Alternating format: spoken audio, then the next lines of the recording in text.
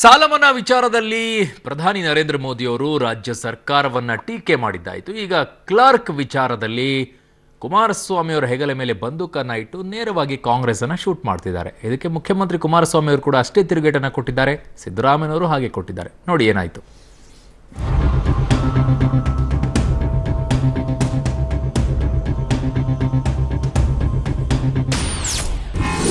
ಕರ್ನಾಟಕದ CM Kumaraswamy clerk. ಪ್ರಧಾನಿ ಮೋದಿ ಹೀಗೆ ಹೇಳಿದ್ದು ಯಾಕೆ? ಎಚ್ಡಿಕೆ ಮೇಲೆ ಕಾಂಗ್ರೆಸ್ ಒತ್ತಡ ಹೇರುತ್ತಿದೆಯಾ? ಹೀಗೊಂದು ಅನುಮಾನ ಹಾಗೂ ವ್ಯಾಪಕ ಚರ್ಚೆಗೆ ಕಾರಣವಾಗಿರೋದು ಪ್ರಧಾನಿ ನರೇಂದ್ರ ಮೋದಿ ಹೇಳಿಕೆ. ಇವತ್ತು ದೆಹಲಿಯ ರಾಮಲೀಲಾ ಮೈದಾನದಲ್ಲಿ ಬಿಜೆಪಿ ರಾಷ್ಟ್ರೀಯ ಮಂಡಳಿಯ ಸಮಾರೋಪ ಸಮಾರಂಭದಲ್ಲಿ ಮಾತನಾಡಿದ ಮೋದಿ, ಕರ್ನಾಟಕದಲ್ಲಿ ಕಾಂಗ್ರೆಸ್ ಕೈಯಲ್ಲಿ ಸಿಲುಕಿರೋ ಮುಖ್ಯಮಂತ್ರಿ ಕುಮಾರಸ್ವಾಮಿ ಅಸಹಾಯಕರಾಗಿ ವಿಲವಿಲ ಒದ್ದಾಡ್ತಾ ಇದ್ದಾರೆ. ಕುಮಾರಸ್ವಾಮಿ ಅವರನ್ನ ಸಿಎಂ ಬದಲಾಗಿ ಕ್ಲರ್ಕ್ ಮಾಡಲಾಗಿದೆ ಅಂತ ಪ್ರಧಾನಿ ವ್ಯಂಗ್ಯವಾಡಿದ್ದಾರೆ. और कर्नाटक में जहां गठबंधन की पहली सरकार बनी है, वहां के मुख्यमंत्री क्या कह रहे हैं? अभी तो कुछ ही महीने हुए हैं और ऐसे परेशान है वो कह रहे हैं कि उन्हें के बजाय एक क्लर्क मात्र बना करके रख दिया गया है. ಪ್ರಧಾನಿ ನರೇಂದ್ರ ಮೋದಿ ಅವರ ಕ್ಲರ್ಕ್ ಹೇಳಿಕೆಗೆ ಮೋದಿ ಮಹಾನ್ ಸುಳ್ಳುಗಾರ. ನಾನು ಸಮ್ಮಿಶ್ರ ಸರ್ಕಾರದಲ್ಲಿ ಒತ್ತಡ ಇದೆ ಅಂತ ಎಲ್ಲಿಯೂ ಹೇಳಿಲ್ಲ. ಮೋದಿ ಅವರು ತಪ್ಪು ಮಾಹಿತಿ ನೀಡಿದ್ದಾರೆ. ಸಾಲ ಮನ್ನಾ ಬಳಿಕ ಮತ್ತೊಮ್ಮೆ ಪ್ರಧಾನಿಯವರು ತಪ್ಪು ಹೇಳಿಕೆ ನೀಡಿದ್ದಾರೆ. ಮೋದಿಯವರ ಇಂತಹ ಹೇಳಿಕೆಯಿಂದ ಸಮ್ಮಿಶ್ರ ಸರ್ಕಾರದ ಅಭಿವೃದ್ಧಿ ಕಾರ್ಯಗಳಿಗೆ ಅಡ್ಡಿಯಾಗೋದಿಲ್ಲ ಅಂತ ಮುಖ್ಯಮಂತ್ರಿ ಕುಮಾರಸ್ವಾಮಿ ತಿರುಗೇಟು ನೀಡಿದ್ದಾರೆ. ಕಾಂಗ್ರೆಸ್ ಜೆಡಿಎಸ್ ದೋಸ್ತಿಗಳ ಮಧ್ಯೆ ಕಿತ್ತಾಟ ನಡೆಯುತ್ತಿರೋ ಬೆನ್ನಲ್ಲೇ ಪ್ರಧಾನಿ ನರೇಂದ್ರ ಮೋದಿ ನೀಡಿರೋ ಕ್ಲರ್ಕ್ ಹೇಳಿಕೆ ರಾಜ್ಯ ರಾಜಕೀಯದಲ್ಲಿ ಬಿರುಗಾಳಿ ಎಬ್ಬಿಸಿದೆ. ಇದು ಮುಂದಿನ ದಿನಗಳಲ್ಲಿ ಯಾವ ಸ್ವರೂಪ ಪಡೆಯುತ್ತೋ ಕಾದು ನೋಡಬೇಕಿದೆ. Bureau report, public TV. ಮುಖ್ಯಮಂತ್ರಿಗಳೇನೋ ಬುಲೆಟ್ ಪ್ರೂಫ್ ಜಾಕೆಟ್ ಅನ್ನು ಹಾಕೊಂಡಿದ್ರು. ಸೊ ಹಾಗಾಗಿ ಪ್ರಧಾನಿ ಮೋದಿ ಅವರ ಆ ಗುಂಡು ಡಿಫೆಂಡ್ ಮಾಡಿಕೊಂಡಿದ್ದಾರೆ. ಬಟ್ ದೇವೇಗೌಡರು ಸರಿಯಾದಂಥ ಚಾಟಿಯನ್ನು ಬೀಸಿದ್ದಾರೆ. ಪ್ರಧಾನಿ ನರೇಂದ್ರ ಮೋದಿ ಅವರ ಹೇಳಿಕೆಗೆ ಮಾಜಿ ಪ್ರಧಾನಿ ದೇವೇಗೌಡರು ಸರಿಯಾದಂಥ ತಿರುಗೇಟನ್ನು ಕೊಟ್ಟಿದ್ದಾರೆ. ಈ ಹಿಂದೆ ಬಿಜೆಪಿ ಜೊತೆ ಹೋದಾಗಲೂ ಕಹಿ ಅನುಭವವಾಗಿತ್ತು. ಅದರ ಬಗ್ಗೆ ಮೋದಿ ಮಾತನಾಡ್ತಾರಾ ಅಂತ ಗೌಡರು ಪ್ರಶ್ನೆ ಮಾಡಿದ್ದಾರೆ. ಕಾಂಗ್ರೆಸ್ ನಾಯಕ ಮಲ್ಲಿಕಾರ್ಜುನ ಖರ್ಗೆ ಕೂಡ ಮೋದಿ ನಾಲಿಗೆ ಬಿಗಿ ಹಿಡಿದು ಮಾತನಾಡಬೇಕು ಅಂದ್ರೆ ಮೋದಿ ಸಂಘ ಪರಿವಾರದ ಕ್ಲರ್ಕ್, ಹುಟ್ಟುಗುಣ ಸುಟ್ರು ಹೋಗಲ್ಲ ಅಂತ ಸಿದ್ದರಾಮಯ್ಯನವರು ಕಿಡಿಕಾರಿದ್ದಾರೆ. ನಿಮಗೆ ಯಾಕೆ ನಮ್ಮ ಮುಸಾಬರಿ ಅಂದಿದ್ದಾರೆ. ಇನ್ನು ಪಂಚರಾಜ್ಯ ಚುನಾವಣೆ ಸೋಲಿನಿಂದ ಕಂಗೆಟ್ಟು ಹೀಗೆ ಹೇಳಿಕೆ ಕೊಡ್ತಿದ್ದಾರೆ ಅಂತ ಕೆಪಿಸಿಸಿ ಅಧ್ಯಕ್ಷ ದಿನೇಶ್ ಗುಂಡೂರಾವ್ ಟಾಂಗ್ ಕೊಟ್ಟಿದ್ದಾರೆ. ವೈಲೇಷನ್ ಸರ್ಕಾರದ ಬಗ್ಗೆ ಟೀಕೆ ಮಾಡದೆ ಹೊಗಳ್ತಾರ ನಮ್ಮನ್ನ. ಬಿಜೆಪಿ ಸಂಬಂಧ ಮಾಡ್ಕೊಂಡಾಗ 3 ತಿಂಗಳಿಗೆ ಏನಾಯ್ತು? ಇಲ್ಲ ಬೇಡ, ಯಾರ ಬಗ್ಗೆ ಯಾರೋ ಲಘುವ ಮಾತಾಡೋದು ಬೇಡ. ನಾವ್ ಯಾವಾಗ್ಲೂ ಲಘುವ ಮಾತಾಡೋ ಅಭ್ಯಾಸ ನನಗಂತೂ ಇಲ್ಲ. ನಮ್ಮ ದೇಶದ ಪ್ರಧಾನಮಂತ್ರಿ ಆಗಿ ಅವರು ಬಹಳ ಒಂದು ಸಜ್ಜನತೆಯಿಂದ ನಡ್ಕೊಳ್ಬೇಕಾದಂತ ಜವಾಬ್ದಾರಿ ಅವ್ರ ಮೇಲಿದೆ. ಇಲ್ಲಿ ಸಮ್ಮಿಶ್ರ ಸರ್ಕಾರ ಇದೆ. ಇಲ್ಲಂತೂ ಭಿನ್ನಾಭಿಪ್ರಾಯಗಳ ಸಹಜ. ಮತ್ತೆ ಏನೇ ವ್ಯತ್ಯಾಸ ಇದ್ರು ನಾವು ಸರಿಪಡಿಸ್ಕೊಳ್ತಕ್ಕಂತ ಶಕ್ತಿ ನಮಗಿದೆ. ಅದು ನಮಗೂ ಜೆಡಿಎಸ್ಗೂ ಸಂಬಂಧಪಟ್ಟಂತ ವಿಚಾರ. ಮೋದಿ ಅವ್ರಿಗೆ ಏನ್ ಸಂಬಂಧ? ಅದು ಯಾರು ಅವ್ರು ಹೇಳಕ್ಕೆ? ಅಲಯನ್ಸ್ ಇರೋದು ನಮಗೂ ಇವ್ರಿಗೂ. ಮೋದಿ ಅಲಯನ್ಸ್ ನಲ್ಲಿ ಇದಾರ. ಕೊಲಿಷನ್ ಗವರ್ಮೆಂಟ್ ಇರೋದು it is between JDS and Congress. ಅವ್ರಿಗೇನ್ ಕೆಲಸ ಕಸಬೇನ್? ಅವ್ರದ್ದೇನ್? ಒಬ್ಬ ಮುಖ್ಯಮಂತ್ರಿ ಬಗ್ಗೆ ಪ್ರಧಾನಮಂತ್ರಿ ಈ ತರ ಮಾತಾಡ್ತಕ್ಕಂಥದ್ದು ಸರಿಯಲ್ಲ. 5 ರಾಜ್ಯಗಳಲ್ಲಿ 5-0 ಆಯ್ತು ಬಿಜೆಪಿಗೆ. ತೋರಿಸುತ್ತೆ ಸ್ಪಷ್ಟವಾಗಿ ದೇಶದಲ್ಲಿ ಜನ ಸಾಕಪ್ಪ ಇವನ ಮಾತುಗಳು ಅಂತ ಒಂದು ತೀರ್ಮಾನಕ್ಕೆ ದೇಶದ ಜನ ಬಂದಿದ್ದಾರೆ. ಅದೆಲ್ಲ ಬಹುಶಃ ಇವರಿಗೆ ಇನ್ನೂ ಹೆಚ್ಚು ಈ ತರ ಮಾತಾಡ್ತಕ್ಕಂಥದಕ್ಕೆ ಏನ್ ಹತಾಶರಾಗಿ ಮಾತಾಡ್ತಕ್ಕಂಥ ಮಾತುಗಳಾಗಿದೆ. ಓಕೆ, ಕಾಂಗ್ರೆಸ್ನವ್ರಿಗೆ ಒಂದು ರೀತಿ ಏನು ಅನಿಸ್ತಾ ಇದೆಯೋ ಗೊತ್ತಿಲ್ಲ. ಬಟ್ ಮಾನ್ಯ ಮುಖ್ಯಮಂತ್ರಿಗಳು ಪದೇ ಪದೇ ಹೇಳಿಕೆಗಳನ್ನ ಕೊಟ್ಟಿದ್ದೇ ಈಗ ಕಾಂಗ್ರೆಸ್ ಮುಜುಗರಕ್ಕೀಡಾಗುವಂತ ಪರಿಸ್ಥಿತಿ ನಿರ್ಮಾಣ ಆಗಿದೆ. ಅದನ್ನು ಕಾಂಗ್ರೆಸ್ ನಾಯಕರು ಅರ್ಥ ಮಾಡ್ಕೊಳ್ಬೇಕು. ಸಹಜವಾಗಿ ವಿರೋಧ ಪಕ್ಷದಲ್ಲಿರುವಂತಹ ಯಾವುದಾದ್ರೂ ಪಕ್ಷಗಳಿದ್ರೆ ವ್ಯಂಗ್ಯವಾಡೇ ಆಡುತ್ತೆ. ಅದನ್ನೇ ಪ್ರಧಾನಿ ನರೇಂದ್ರ ಮೋದಿ ಅವರು ಆಡಿದ್ದಾರೆ ಅನ್ನೋ ಮಾತನ್ನ ಬಿಜೆಪಿ ಅವರು ಮಾತನಾಡ್ತಾ ಇದ್ದಾರೆ. ಹೊಸದೇನು ಹೇಳಿಲ್ಲ ಪ್ರಧಾನಿ ನರೇಂದ್ರ ಮೋದಿ ಅವರು. ಮುಖ್ಯಮಂತ್ರಿಗಳು ಹೇಳಿದ ಮಾತನ್ನೇ ಪ್ರಧಾನಿ ಅವರು ಹೇಳಿದ್ದಾರೆ ಅನ್ನೋ ಮಾತನ್ನ ಬಿಜೆಪಿ ನಾಯಕರು ಹೇಳ್ತಾ ಇದ್ದಾರೆ. ನೋಡಿ ಏನ್ ಹೇಳಿದ್ದಾರೆ. ಕ್ಲಾರ್ಕ್ ಅನ್ನೋದನ್ನ ನಮ್ಮ ಪ್ರಧಾನಮಂತ್ರಿಗಳು ಮಾಡಿಲ್ಲ. ಕುಮಾರಸ್ವಾಮಿ ಅವರು ಒಬ್ಬ ಕಾರ್ಕೂನ್ ರೀತಿಯಲ್ಲಿ ನಾ ಕೆಲಸ ಮಾಡಬೇಕಾಗಿದೆ. ಈ ಕಾಂಗ್ರೆಸ್ ಅವರು ತ್ರಾಸ್ ಬಾಳಾಗಿದೆ, ನನ್ನ ಸರ್ಕಾರ ನಡೆಸಲಿಕ್ಕೆ ಆಗ್ತಾ ಇಲ್ಲ ಅನ್ನುವಂಥದ್ದನ್ನ ಅವರು ತಮ್ಮ ಮೀಟಿಂಗ್ನಲ್ಲಿ ಎಕ್ಸ್ಪ್ರೆಸ್ ಮಾಡಿದ್ದನ್ನ, ಪತ್ರಿಕೆಯಲ್ಲಿ ಬಂದಿದ್ದನ್ನ ಅದನ್ನು ರೆಫರ್ ಮಾಡಿದ್ರು. ನಾನು ಒಂದು ರೀತಿ ಕ್ಲರ್ಕ್ ರೀತಿ ಕೆಲಸ ಮಾಡ್ತಾ ಇದ್ದೀನಿ ಅಂತ ಜೆಡಿಎಸ್ ಶಾಸಕಾಂಗ ಪಕ್ಷ ಸಭೆಯಲ್ಲಿ ಮಾತಾಡಿರುವಂತದ್ದು ಎಲ್ಲ ಮಾಧ್ಯಮದಲ್ಲೂ ಬಂದಿದೆ. ಮೋದಿಯವರು ಅದನ್ನ ಪುನಶ್ಚಾರ ಮಾಡಿದ್ದಾರೆ. ಇದರಲ್ಲಿ ಯಾವುದೇ ರೀತಿ ತಪ್ಪಿಲ್ಲ. ಸತ್ಯ ಸಂಗತಿ ಕುಮಾರಸ್ವಾಮಿಯವರೇ ಬಹಿರಂಗ ಮಾಡಿರೋದ್ರಿಂದ ಒಂದು ಫಾರ್ಮುಲಾ ಅನ್ನೋದು ಕರ್ನಾಟಕದಿಂದ ಗೊತ್ತಾಗ್ತಾ ಇದೆ. ಬೇರೆ ಬೇರೆ ಪತ್ರಿಕೆಗಳಲ್ಲಿ ಮಾಧ್ಯಮದಲ್ಲಿ ಬಂದಿರತಕ್ಕಂಥದ್ದನ್ನ ಅವರು ವಿಶ್ಲೇಷಣೆ ಮಾಡಿ ಒಬ್ಬ ಕರ್ನಾಟಕ ರಾಜ್ಯದ ಪ್ರಭಾವಿ ಮುಖ್ಯಮಂತ್ರಿಗಳು ಅಂತ ಏನು ಹೇಳ್ತಾ ಇದ್ರು, ಸರ್ಕಾರದ ಕಾರ್ಯವೈಖರಿ ಬಗ್ಗೆ ಅವರಿಗೆ ಎಲ್ಲ ಒಂದ್ ಕಡೆ ನೋವಾಗಿ ಅವ್ರು ಹೇಳಿದ್ದನ್ನ ಅವ್ರು ವ್ಯಕ್ತಪಡಿಸಿದ್ರೆ ವಿನ ಅದರೊಳಗೆ ಬೇರೆ ಏನೇನು ಇಲ್ಲ. 2014ರಿಂದ ಇಲ್ಲಿಯವರೆಗೂ ಕೂಡ ನಾನು ನನ್ನಿಂದ ಅಂತ ಹೇಳ್ತಾ ಇದ್ದಂಥ ಪ್ರಧಾನಿ ನರೇಂದ್ರ ಮೋದಿ ಅವರು ಈಗ 3 ತಿಂಗಳು ಬಾಕಿ ಇದೆ ಚುನಾವಣೆಗೆ, ಸಾಮೂಹಿಕ ನಾಯಕತ್ವದ ಬಗ್ಗೆ ಮಾತನಾಡ್ತಾ ಇದ್ದಾರೆ. ಬಟ್ ಇದನ್ನ ಕಾಂಗ್ರೆಸ್ ತಿರುಗೇಟನ್ನು ಕೊಟ್ಟಿದೆ. ಮುಂದಿನ ಚುನಾವಣೆ ಸರ್ವಾಧಿಕಾರ ಮತ್ತು ಪ್ರಜಾಪ್ರಭುತ್ವದ ನಡುವಿನ ಹೋರಾಟ ಅಂತ ಹೇಳಿದೆ. ಬಟ್ ರಾಮ ಮಂದಿರ ವಿಚಾರದಲ್ಲೂ ಮಾತನಾಡಿದ್ರು. ರಾಮ ಮಂದಿರ ವಿಚಾರದಲ್ಲಿ ಕಾಂಗ್ರೆಸ್ ಅನ್ನ ಟೀಕೆ ಮಾಡಿದ್ರು. ಬಟ್ ನಿರ್ಮಾಣದ ಬಗ್ಗೆ ಮಾತನಾಡಲಿಲ್ಲ. ಏನಾಯ್ತು ನೋಡಿ.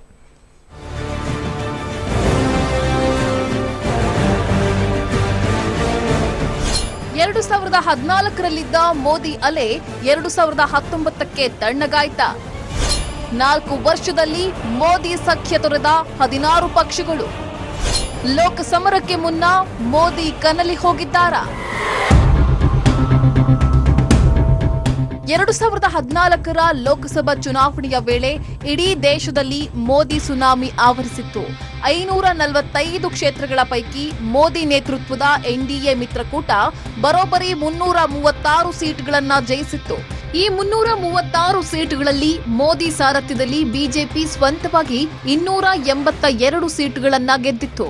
60 ವರ್ಷಗಳಲ್ಲಿ ಅಬ್ಬರಿಸಿದ್ದ ಕಾಂಗ್ರೆಸ್ ಕೇವಲ 44 ಸೀಟು ಗಳಿಸಿತ್ತು. ಅಲ್ಲದೆ ವಿಪಕ್ಷ ಸ್ಥಾನವೂ ಸಿಗದಂತಾಯಿತು. ಆಗ ನಮೋ ಅಲೆ ಅಂತ ಬಿಜೆಪಿ ಬ್ರಿಗೇಡ್ ಬೀಗಿತ್ತು. ಆದ್ರೀಗ 2019ರ ಲೋಕಸಭೆ ಚಿತ್ರಣ ಬದಲಾಗ್ತಾ ಇದೆ.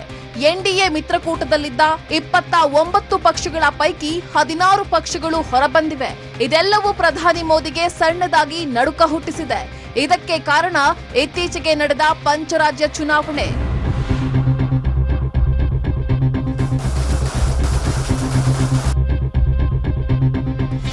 ಪಂಚರಾಜ್ಯ ಫಲಿತಾಂಶದ ಪಂಚ್ಗೆ ಹೆದರಿ ಹೋದ್ರ ಮೋದಿ. ಸಾಮೂಹಿಕ ನಾಯಕತ್ವದ ಮಂತ್ರ ಜಪಿಸಿದ್ಯಾಕೆ ನಮೋ.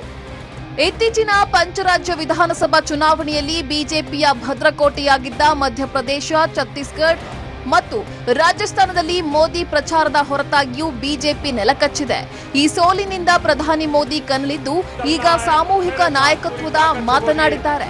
ದೆಹಲಿಯ ರಾಮಲೀಲಾ ಮೈದಾನದಲ್ಲಿ ನಡೀತಾ ಇರುವ ಬಿಜೆಪಿ ರಾಷ್ಟ್ರೀಯ ಕಾರ್ಯಕಾರಿಣಿಯಲ್ಲಿ ಮಾತನಾಡಿ, ನಮ್ಮದು ಸಾಮೂಹಿಕ ನಾಯಕತ್ವದ ಪಕ್ಷ, ಎಲ್ಲರೂ ಒಗ್ಗೂಡೋಣ ಅಂತ ವಿವೇಕಾನಂದರ ಏಳಿ ಎದ್ದೇಳಿ ಗುರಿ ಮುಟ್ಟೋ ತನಕ ವಿರಮಿಸದಿರಿ ಅನ್ನೋ ಮಂತ್ರವನ್ನ ಪಠಿಸಿದ್ದಾರೆ.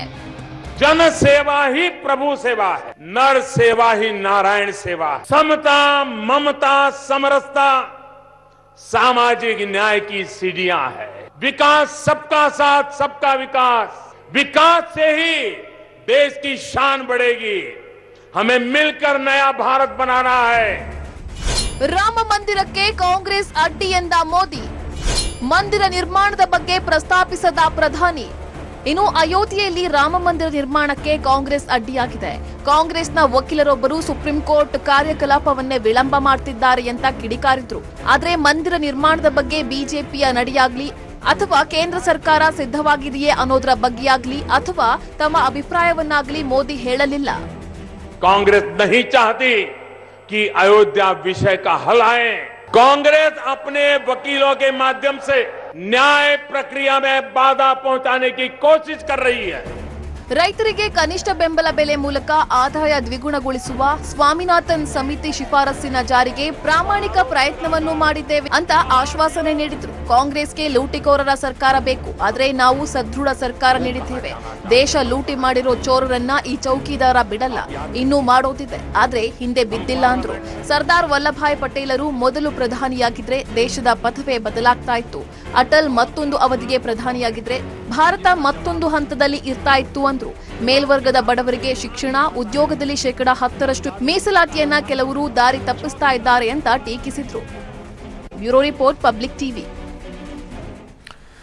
1993ರಲ್ಲಿ BSP ಮತ್ತು SP ಆಗ ಉತ್ತರ ಪ್ರದೇಶದಲ್ಲಿ ಹೊಂದಾಣಿಕೆಯನ್ನ ಮಾಡಿಕೊಂಡಿತ್ತು. ರಾಮ ಮಂದಿರ ವಿಚಾರದಲ್ಲಿ ಗಲಾಟೆ ಆದಾಗ ಬಾಬ್ರಿ ಮಸೀದನ್ನ ಧ್ವಂಸ ಮಾಡಿದಂಥ ಸಂದರ್ಭದಲ್ಲಿ ಹೊಂದಾಣಿಕೆಯನ್ನ ಮಾಡಿಕೊಂಡು ಬಿಜೆಪಿಯನ್ನ ಮಣಿಸುವಂತ ಪ್ರಯತ್ನವನ್ನ ಮಾಡಿದ್ರು. ಅದೇ ನಿಟ್ಟಿನಲ್ಲಿ ಈಗ ಉತ್ತರ ಪ್ರದೇಶದಲ್ಲಿ ಲೋಕಸಭಾ ಚುನಾವಣೆಯಲ್ಲಿ ಮತ್ತೆ ಹೊಂದಾಣಿಕೆಯನ್ನ BSP ಮತ್ತು SP ಮಾಡಿದೆ. 50-50 ಸೀಟು ಹಂಚಿಕೆಯ ವಿಚಾರದಲ್ಲಿ ಮಾಯಾವತಿ ಮತ್ತು ಅಖಿಲೇಶ್ ಯಾದವ್ ಇವತ್ತು ಏನೆಲ್ಲ ಆಯಿತು ನೋಡಿ. ಬಿಜೆಪಿ ಕಾಂಗ್ರೆಸ್ಗೆ ಟಕ್ಕರ್, ಬಿಎಸ್ಪಿ ಎಸ್ಪಿ ದೋಸ್ತಿ. ಲೋಕಸಭಾ ಚುನಾವಣಾ ಕಣ ರಂಗೇರ್ತಾ ಇದೆ. 80 ಲೋಕಸಭಾ ಕ್ಷೇತ್ರಗಳನ್ನ ಹೊಂದಿರುವ ದೇಶದ ದೊಡ್ಡ ರಾಜ್ಯ ಉತ್ತರ ಪ್ರದೇಶದಲ್ಲಿ ಪ್ರಾದೇಶಿಕ ಪಕ್ಷಗಳಾದ ಎಸ್ಪಿ ಬಿಎಸ್ಪಿ ಮೈತ್ರಿ ಮಾಡಿಕೊಂಡಿದ್ದು ಬಿಜೆಪಿ ಕಾಂಗ್ರೆಸ್ಗೆ ಟಕ್ಕರ್ ಕೊಟ್ಟಿವೆ. 24 ವರ್ಷಗಳ ಬಳಿಕ ಎರಡೂ ಪಕ್ಷಗಳ ನಡುವೆ 50-50 ಸೂತ್ರದಾಡಿ ಸೀಟ್ ಶೇರಿಂಗ್ ನಡೆದಿದೆ.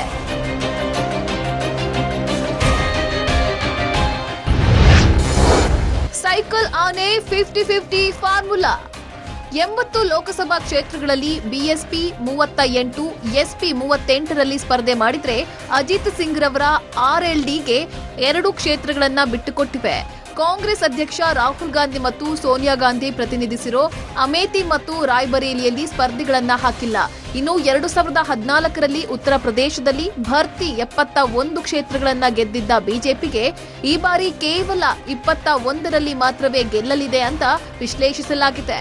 ಬಿಎಸ್ಪಿ ಪ್ಲಸ್ ಎಸ್ಪಿ 57 ಕ್ಷೇತ್ರಗಳಲ್ಲಿ ಗೆಲ್ಲಬಹುದು ಅಂತ ಅಂದಾಜಿಸಲಾಗಿದೆ.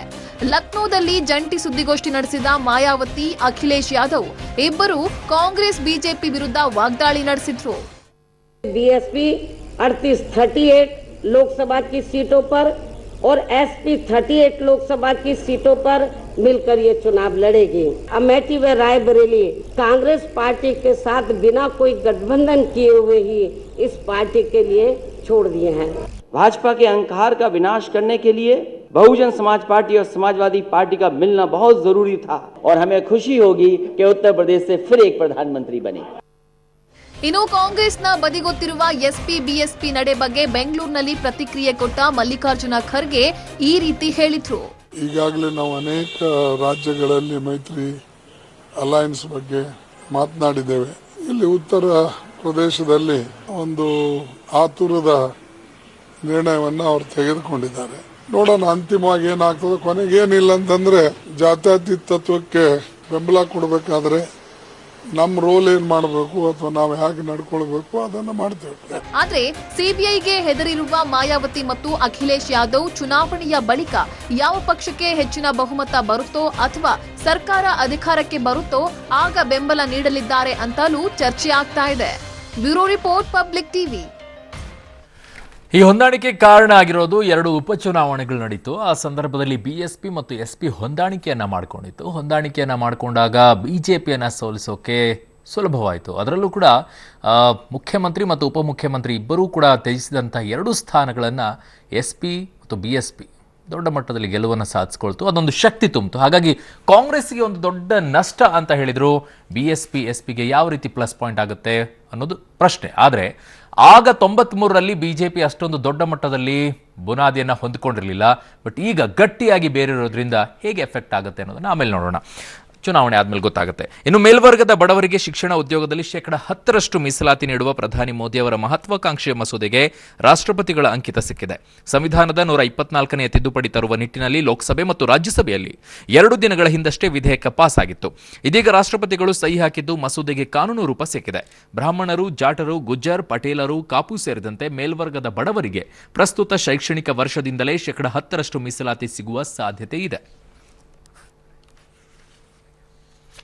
ವಿರಾಮದ ನಂತರ ಮತ್ತೆ ಸ್ವಾಗತ. ಪ್ರತ್ಯೇಕ ಲಿಂಗಾಯತ ಧರ್ಮದ ವಿಚಾರವಾಗಿ ನನ್ನ ಮೇಲೆ ಒತ್ತಡ ಹೇರಲಾಗಿತ್ತು. ಲಂಚದ ಹಣ ತಿಂದು ಅಡಬಿಟ್ಟಿ ಹಣದಿಂದ ಸಮಾಜ ಒಡೆಯುವಂತ ಕೆಲಸ ಮಾಡಿಬಿದ್ರು ಅಂತ ಮಾಜಿ ಸಚಿವ ಶಾಮನೂರು ಶಿವಶಂಕರಪ್ಪ ಹೇಳಿದ್ದಾರೆ.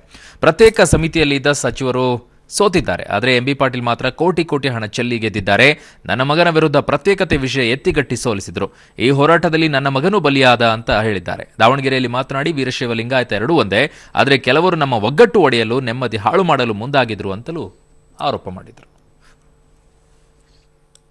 ಕೆಲವರು ನಮ್ಮವರೇ ಈ ಒಂದು ಒಗ್ಗಟ್ಟನ್ನು ಮುರಿದು ಸಮಾಜವನ್ನು ಹಾಳು ಮಾಡ್ತಕ್ಕಂಥ ಮತ್ತು ಹೋಳು ಮಾಡ್ತಕ್ಕಂಥ ಕೆಲಸವನ್ನು ಮಾಡಿ ಚುನಾವಣೆಯಲ್ಲಿ ಸೋತೋದ್ರೆ ನಾವು ನೋಡ್ತಾ ಇದ್ದೇವೆ. ಅದು ನಮ್ಮ ದಾವಣಗೆರೆಗೆ ನಮಗೂ ಅದು ಕಾವು ಅಂತಲ್ಲಿ. ಇಲ್ಲಿ ಮಲ್ಲಿಕಾರ್ಜುನ ಸೋಲಿಸಿದರು, ಅಲ್ಲಿ ಶರಣ್ ಪಾಟೀಲ್ ಸೋಲಿಸಿದರು, ವಿನಯ್ ಕುಲಕರ್ಣಿ ಸೋಲ್ದ, ಈ ಎಂ ಬಿ ಪಾಟೀಲ್ ಸೋಲ ಸಿದ್ಧಾಗಿದ್ದ 100 ಕೋಟಿ ಖರ್ಚು ಮಾಡಿ ಗೆದ್ದು ಬಂದ. ಸಂಕ್ರಾಂತಿ ಬಳಿಕ ರಾಜ್ಯ ರಾಜಕೀಯದಲ್ಲಿ ಕ್ರಾಂತಿ ಆಗುತ್ತೆ ಅಂತ ಬಿಜೆಪಿ ನಾಯಕರು ಹೇಳ್ತಾನೆ ಬರ್ತಾ ಇದ್ದಾರೆ. ಇದರ ನಡುವೆ ದೆಹಲಿಯಲ್ಲಿ ಬೀಡುಬಿಟ್ಟಿರುವಂತಹ ಬಿಜೆಪಿ ಶಾಸಕರಿಗೆ ಕರ್ನಾಟಕ ಭವನ ಖಾಲಿ ಮಾಡಿ ಹೋಟೆಲ್ನಲ್ಲಿ ವಾಸ್ತವ್ಯ ಹೂಡುವಂತೆ ಹೈಕಮಾಂಡ್ ಸೂಚನೆ ನೀಡಿದೆ. ಭಾನುವಾರ ಸೋಮವಾರ ದೆಹಲಿಯಲ್ಲೇ ಇರುವಂತೆ ಯಡಿಯೂರಪ್ಪ ಅವರಿಗೆ ಹೇಳಿದೆ. ಇದು ಆಪರೇಷನ್ ಕಮಲದ ಚರ್ಚೆಗ ಅನ್ನೋ ಚರ್ಚೆ ಈಗ ದೊಡ್ಡ ಮಟ್ಟದಲ್ಲಿ ಶುರುವಾಗಿದೆ. ಆದರೆ ಕ್ರಾಂತಿ ಗ್ರಿಂತಿ ಏನಿಲ್ಲ, ಬಿಜೆಪಿಯವರು ಹಗಲುಗನಸು ಕಾಣ್ತಾ ಇದ್ದಾರೆ ಅಂತ ಮಲ್ಲಿಕಾರ್ಜುನ್ ಖರ್ಗೆ ಅವರು ಕಿಡಿಕಾರಿದ್ದಾರೆ. ಜೆಡಿಎಸ್ ವರಿಷ್ಠರ ಮೇಲೆ ತಮಗೆ ಯಾವುದೇ ಮುನಿಸು ಸಿಟ್ಟು ಇಲ್ಲ, ಕೆಲ ವಿಚಾರಗಳಲ್ಲಿ ಬೇಸರವಿದೆ, ಪಕ್ಷದ ವೇದಿಕೆಯಲ್ಲಿ ಚರ್ಚಿಸುತ್ತೇನೆ ಅಂತ ಜೆಡಿಎಸ್ನ ಮಾಜಿ ಶಾಸಕ ಮಧು ಬಂಗಾರಪ್ಪ ಹೇಳಿದ್ದಾರೆ.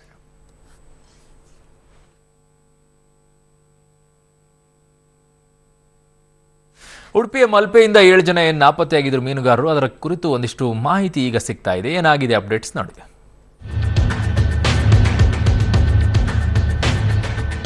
ಉಡುಪಿಯ ಮಲ್ಪೆ ಬಂದರಿನಿಂದ ಕಡಲ ಮಕ್ಕಳು ನಾಪತ್ತೆಯಾಗಿ 1 ತಿಂಗಳೇ ಕಳೆದಿದೆ. ಆದ್ರೆ ಇದುವರೆಗೂ 7 ಜನ ಮೀನುಗಾರರ ಬಗ್ಗೆ ಯಾವೊಂದು ಸುಳಿವು ಸಿಕ್ಕಿಲ್ಲ. ಮೀನುಗಾರರ ಸುಳಿವು ಸಿಕ್ಕಿದೆ ಅನ್ನೋದು ಸುಳ್ಳು ಅಂತ ಗೃಹ ಸಚಿವ ಎಂ ಬಿ ಪಾಟೀಲ್ ಹೇಳಿದ್ದಾರೆ. ಮೀನುಗಾರರ ಬಗ್ಗೆ ಯಾವುದೇ ಮಾಹಿತಿ ಸಿಕ್ಕಿಲ್ಲ. ಕೇರಳದಲ್ಲಿ ಹುಡುಕಾಟವನ್ನ ನಡೆಸಿದ್ದೇವೆ. ಮೀನುಗಾರರ ಪತ್ತೆಗೆ ಗೋವಾ, ಮಹಾರಾಷ್ಟ್ರ ಸರ್ಕಾರ ಹಾಗೂ ಇಸ್ರೋಗೂ ಕೂಡ ಪತ್ರವನ್ನ ಬರೀತೀವಿ ಎಂದಿದ್ದಾರೆ. ಮೀನುಗಾರರದು ಯಾವುದೇ ಸುಳಿವು ಇನ್ನೂ ತನಕ ಸಿಕ್ಕಿಲ್ಲ. ಹುಡುಕಾಟ ಮಾತ್ರ ಬಹಳ ವ್ಯಾಪಕವಾಗಿ ಹುಡುಕಾಟ ನಡೆದಿದೆ. ಇನ್ನೂ ಹೆಚ್ಚಿನ ಸಹಕಾರವನ್ನು ಕೋರ್ಲಿಕ್ಕೆ ಸರ್ವ ರೀತಿಯಿಂದ ಪ್ರಯತ್ನ ಮಾಡ್ತಾ ಇದೆ. ಮಹಾರಾಷ್ಟ್ರ ಸರ್ಕಾರ ಜೊತೆನೂ ಕೂಡ ಮತ್ತು ಇಸ್ರೋದವ್ರ ಜೊತೆನೂ ಕೂಡ ಮಾತನಾಡಲಿಕ್ಕೆ ಇವತ್ತೊಂದು ದಿವಸ ಮಾತಾಡಿ ಅವರ ಒಂದು ಸಹಕಾರನು ಕೂಡ. ಓಕೆ, ಆಸ್ಟ್ರೇಲಿಯಾ ವಿರುದ್ಧ ಸಿಡ್ನಿಯಲ್ಲಿ ನಡೆದ ಮೊದಲ ಏಕದಿನ ಪಂದ್ಯದಲ್ಲಿ ರೋಹಿತ್ ಶರ್ಮಾ ಶತಕದ ಹೊರತಾಗಿಯೂ ಕೂಡ ಸೋಲನ್ನು ಅನುಭವಿಸಬೇಕಾಯಿತು. ಧೋನಿ ಕೂಡ ಅರ್ಧಶತಕ ಹೊಡೆದ್ರು. ಏನಾಯ್ತು ನೋಡಿ ಇವತ್ತು ಮ್ಯಾಚ್. ಆಸೀಸ್ ವಿರುದ್ಧ ಮೊದಲ ಏಕದಿನ ಪಂದ್ಯದಲ್ಲಿ ಸೋಲು.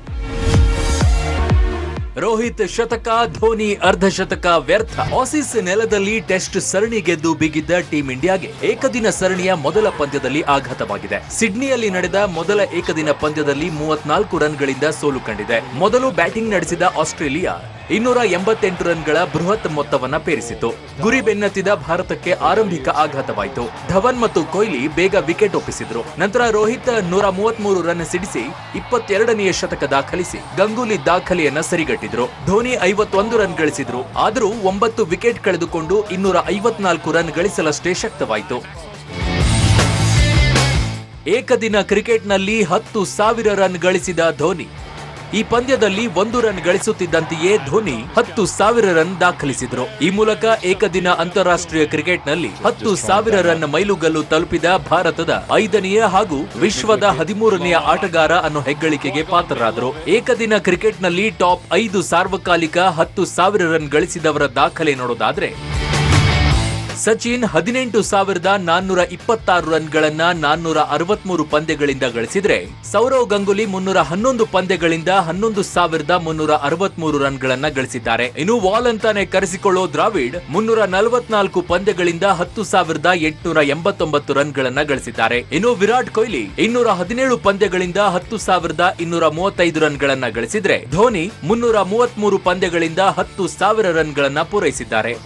ಕೊಹ್ಲಿ ಹಾಗೂ ಧೋನಿ ಇನ್ನು ಅಂತಾರಾಷ್ಟ್ರೀಯ ಕ್ರಿಕೆಟ್ನಲ್ಲಿದ್ದು ಮತ್ತಷ್ಟು ರನ್ ದಾಖಲಿಸಲಿದ್ದಾರೆ.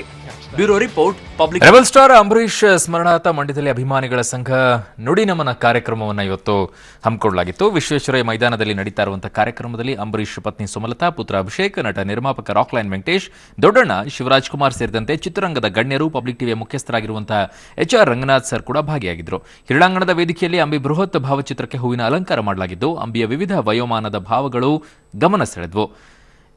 ಜೊತೆಗೆ ಅಂಬರೀಶ್ ಚಿತ್ರದ ಹಾಡುಗಳಿಗೆ ಅಭಿಮಾನಿಗಳು ಕುಣಿದು ಅಭಿಮಾನವನ್ನ ತೋರಿದರು.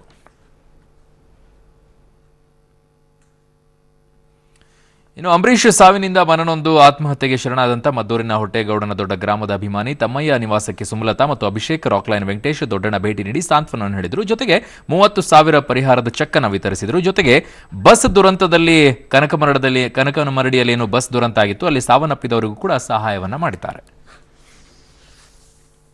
ಅನುಕ್ಷಣವು ರಾಕ್ಲೈನ್ ವೆಂಕಟೇಶ್.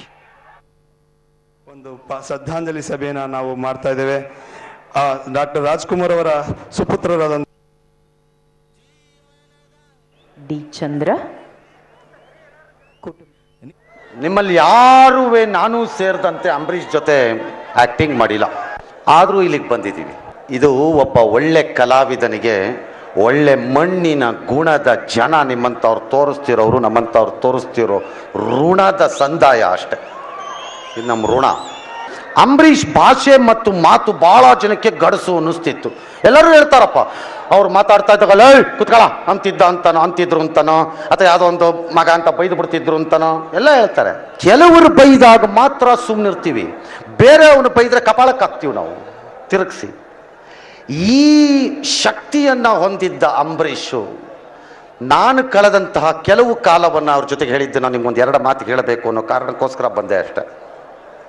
ಅಂಬರೀಷು ರಾಜಕಾರಣದಲ್ಲಿ ಅಧಿಕಾರಕ್ಕೆ ಹೆದರಲಿಲ್ಲ. ನೀವು ಅವ್ರನ್ನ ಸೋಲಿಸಿದ್ದೀರಿ 2 ಸರಿ, ನಾನು ಇಲ್ಲ ಅಂತ ಹೇಳಲ್ಲ, ಆದರೆ ಅದಕ್ಕೆ ಬಗ್ಲಿಲ್ಲ ಅವರು.